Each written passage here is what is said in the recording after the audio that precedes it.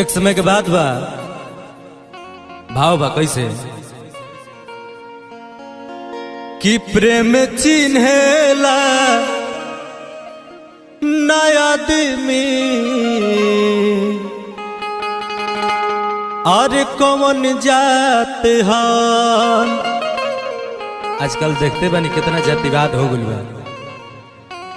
इस प्रेम ऐसा चीज है कि दुनिया चलता न तो यहाँ एक दूसरे के कहा कोई देखल चाहता ना केहू ना। कैसे बा